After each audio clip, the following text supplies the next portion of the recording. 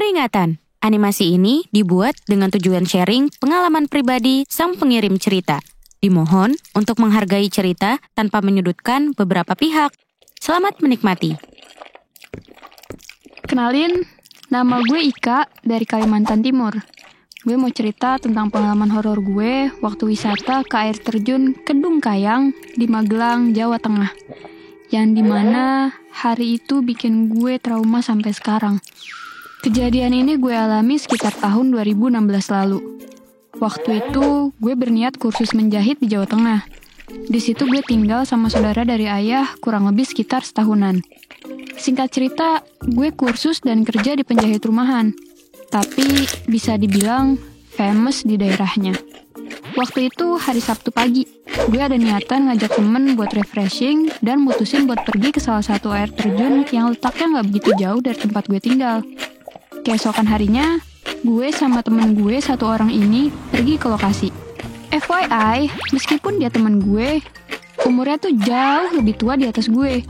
Ya, seumuran lah sama ibu gue. Gue manggilnya Mbak Ani. Gak kerasa udah sekitar 1 jaman, akhirnya kita sampai juga di lokasi air terjun itu. Waktu itu pas banget jam 12 siang, dan cuaca di sana antara mendung, tapi panas. Seketika gue agak ragu nih buat lanjutin ke air terjun itu. Gue bilang, "Mbak, kayaknya mendung nih. Gue ragu kalau mau dilanjut. Apa kita ketepas aja ya?" Nah, kebetulan gak jauh dari tempat wisata air terjun itu, ada tempat wisata juga. Namanya Ketepas. Terus dia jawab, "Ah, nanggung, udah sampai sini. Mending dilanjut aja, tapi nunggu selesai azan zuhur." Di situ gue ngeiyain kemauan Mbak Ani. Meskipun gue juga sedikit ragu buat lanjutin ke air terjun itu. Nah, setelah azan zuhur selesai, kami lanjut buat jalan. Tapi waktu mau turun, di situ gue salah ambil jalur. Yang harusnya ke kanan, gue malah ambil yang arah kiri. Jalan turun sekitar 10 menitan. Gue gak nemuin jalan lain lagi. Ternyata jalan itu ngarahin ke ladang warga. Tapi awalnya kita gak curiga. Karena pas mau turun, gue sama Mbak Ani dengar suara anak kecil teriak-teriak sambil ketawa kayak main air. Gue sih sans aja ya. Namanya juga tempat wisata. Wajar dong ada suara anak ketawa.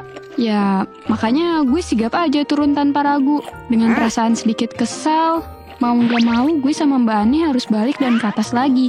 Karena kita emang salah jalan. Tapi anehnya, tiap kita mau balik ke lokasi awal, kita selalu nyasar. Kita sampai kesel dan mulai kelelahan. Ya gimana gak kesel? Kita udah ngelewatin jalanan yang berliku, naik turun, capek, panas, tapi gak sampai-sampai. Tanpa disadari, akhirnya gue ngomong kalimat kasar pakai bahasa Jawa. "Kampret lah, gek wae mangkat wis kesasar. Jan, nek wani yo metu rene, gak usah nyesatke. Jangkrik." Terus Mbak Ani nepuk pundak gue. "Hus, jangan sembarangan kalau ngomong. Omongan tuh dijaga." Ya, gue diem aja. Karena gue masih kesel juga waktu itu. Tapi, emang saat kita lagi naik buat ke titik awal tadi, badan gue rasanya mendadak jadi berat banget. Serasa kayak lagi gendong orang gitu. Singkat cerita, kita udah sampai di atas dan nemuin jalan yang bener. Ketika kita mau turun lewatin anak tangga itu, entah kenapa kita turun tuh berasa gak nyampe-nyampe. Dan selalu aja nyampe di tempat yang itu-itu lagi. Karena udah kesel dan campur aduk sama capek, kita akhirnya mutusin buat gak jadi turun karena cuaca gak mendukung. Soalnya udah mulai turun hujan. Akhirnya kita pilih untuk pergi ke Ketepas aja. Sekitar jam 3 sore, kita sampai di Ketepas. Di sana kita beli jajan, terus foto, dan menikmati keindahan suasana dataran tinggi. Berhubung cuaca mulai mendung, gerimis, berkabut, dan jam juga udah menunjukkan jam 5 sore, kita berdua sepakat untuk pulang.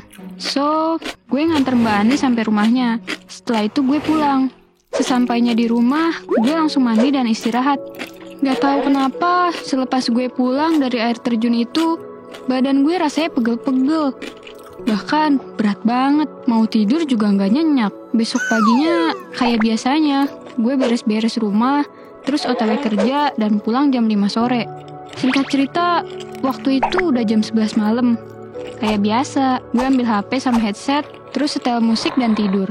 Malam itu sekitar jam 12:15, gue kebangun karena gue ngerasain selimut ini ditarik sampai jatuh di bawah kasur. Awalnya sih gue positive thinking, dan nggak begitu mikir. Tapi kok kayak ada yang aneh ya?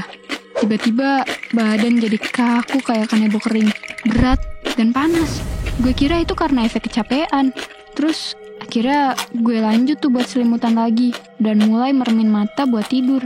Baru aja mermin mata, belum ada 5 menit kejadian tadi terulang lagi. Selimut gue berasa ada yang narik sampai jatuh di bawah kasur. Di situ gue kaget banget. Dan pas gue coba beraniin ambil di bawah kasur, jantungnya nih ngerasa mau copot. Kaget bukan main. Tangan gue seolah ada yang narik dari kolong kasur. Sumpah, jelas banget. Gue lihat dengan mata kepala gue sendiri ada tangan pucat dan basah megang tangan gue. Spontan gue langsung narik diri dan menjauh dari kolong kasur. Harusnya gue teriak, tapi gue gak bisa ngeluarin suara. Dalam keadaan masih shock, gue coba pergi ke kamar mandi. Gue juga gak ngerti sih, kenapa lagi kayak gini malah pengen ke kamar mandi. Sialnya, semua lampu itu mati. Mau gak mau, gue harus nyalain lampu satu-satu biar gak gelap ke WC-nya. Tapi, karena gue males nyalainnya, gue cuma nyalain lampu bagian ruang makan dan WC aja. Ngomong-ngomong, yang tinggal di rumah ini ada 3 orang. Gue, Bude, sama nenek. Oke, balik ke cerita. Gue masuklah tuh ke WC. Dan biasalah, lama-lamaan di WC sambil nyalain air keran. Jadi, suara kan agak berisik ya. Di balik suara air itu, gue dengar dengan jelas seperti suara nenek bilang ke gue kayak gini. Dok, awakmu sesuwe tah nang WC. Terus gue jawab, boten mbah, niki sakedap meneh sampun. Dan gue juga refleks nanya balik dong, jenengan badhe teng WC tambah. Sialnya, suasana jadi hening. Gak ada respon sama sekali. Gue sempat merinding sih, pikiran gue udah mulai kemana-mana. Tapi gue usahain buat cuek. Habis itu gue keluar. Dan gue kaget juga heran. Kenapa lampu ruang sholat itu nyala? Padahal gue tadi gak nyalain kok. Terus gue coba cek. Ternyata di situ gue lihat nenek lagi sholat. Terus dalam hati gue bilang gini.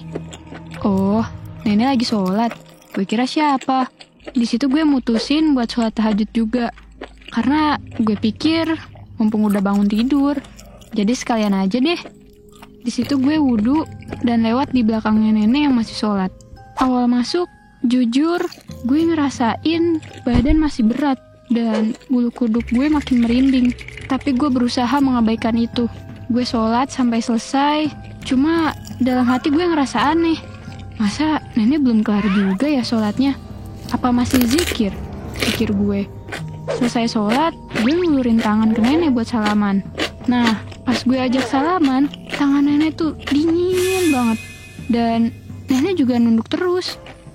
Abis itu gue berdoa dong. Terus bilang ke nenek, "Mbah, kula rumiyin nggih." Tapi nenek di situ nggak jawab. Cuma nengok sedikit, terus ngangguk dan senyum tipis aja. Jujur, gue ngerasa aneh dan merinding sih. Tapi ya udahlah, saat itu gue nggak mau terlalu mikirin. Gue langsung menuju kamar ngelewatin ruang makan. Nah, pas gue berdiri di pintu keluar dari ruang makan itu, dari pintu kamar nenek yang terbuka, gue lihat nenek masih tidur. Celep, gue kaget setengah mati. Gue langsung lari nyamperin kamar nenek dan nyalain lampu. Gue langsung bangunin tuh nenek gue. Terus nenek gue bilang, "Loh, Dok, nopo toh durung turu? Iki lo wis bengi." Tanya dia, karena kaget melihat gue kayak orang bingung. Terus gue jawab, "Nembe sholat tahajud, Mbah." Gue masih bingung dan belum berani untuk cerita ke nenek. Di situ pikiran gue udah gak karuan. Antara takut, kaget, dan gak percaya. Terus gue coba beraniin jalan ke pintu ruang makan buat ngeliatin ruang sholat tadi. Betapa kagetnya gue ketika gue lihat lampu ruang sholat yang pas gue tinggal tadi masih nyala, sekarang udah mati. Dan ditambah lagi, gue lihat sosok nenek-nenek pakai mukena berdiri dan senyum ngeliatin gue. Di situ gue langsung pingsan dan gak inget kejadian apa lagi. Paginya gue bangun dan ternyata gue udah di kamar. Kepala gue pusing banget. Ditambah lagi sekarang badan ini gak bisa digerakin sama sekali. Kayak lumpuh total gitu. Gue gak bisa ngapa-ngapain. Cuma bisa ngomong dengan suara kayak berbisik.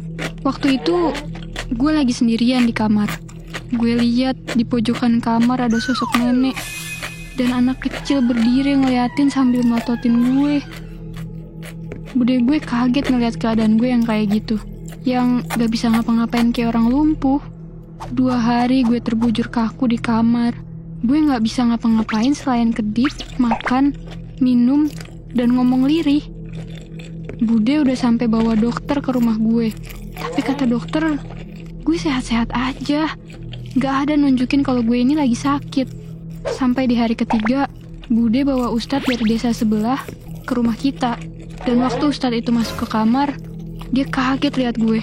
Dan kaget lihat kondisi di dalam kamar ini. Kata dia, banyak sosok yang nangkring di dalam kamar ini. Bahkan yang nindihin badan gue.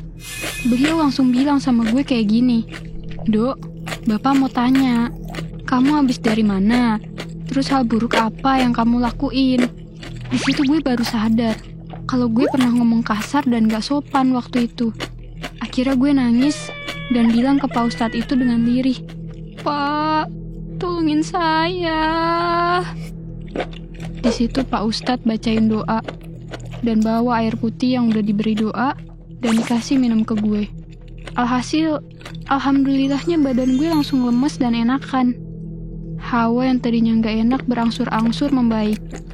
Hari itu juga gue langsung membaik meskipun belum seutuhnya. Kata Pak Ustadz, gue harus balik ke sana dan minta maaf. Jadi keesokan harinya gue ke sana ditemani Pak Ustadz itu. Setelah itu Pak Ustadz ngajak gue duduk dan berdoa. Jujur, pas berdoa itu gue denger lagi suara anak kecil ketawa. Terus gak lama nangis dan kayak marah-marah tapi gak jelas suaranya. Ada angin sepoi-sepoi yang ngebuat gue semakin merinding.